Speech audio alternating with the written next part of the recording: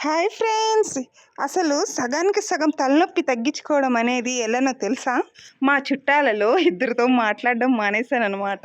సగానికి సగం తలనొప్పి అయితే పోయింది. లేకపోతే ఆ చెవులో ఒక గంట, 2 గంటలు తెలియకుండానే మాట్లాడి, వాళ్ళ విషయాలు, గొడవలు, తలకాయ నొప్పి ఇవన్నీ వినేదాన్ననమాట. ఎందుకంటే పోనీలే మనవాళ్ళే గదా! మనకి సలహా కోసం కొంచెం ఓదార్పిద్దాం అన్నట్టు మనం మాట్లాడతాం. నిజానికి ఓదార్పు ఏమో కానీ ఆ హెడేక్ డబల్ అయ్యి మన తల మీద కూర్చుంటది.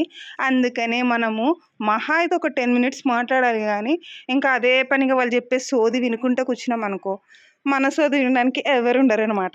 మొహమాటానికి పోయి పోనీలే మనోళ్ళే కదా ఎంతకైనా అని చెప్పి మనము లేనిపోనియన్నీ వినుకుంటా కూర్చుంటే, ఆ తలనొప్పికి లేనిపోని రోగాలొచ్చేసి ఇంకా స్కానింగ్‌లో గూడా కనిపియకుండా పోతామనమాట మనము. అందుకే అలా ఊరుక చాడీలు వాళ్ళ మీద, వీళ్ళ మీద చెప్పేటోళ్ళతోటి మెయిన్‌గా మనం దూరంగుండాలి. నేనైతే చాడీలు చెప్పే వాళ్ళతోటైతే చాలా దూరంగున్నా. అందుకే కొంచెం మైండ్ రిలీఫ్‌గా ఉందనమాట.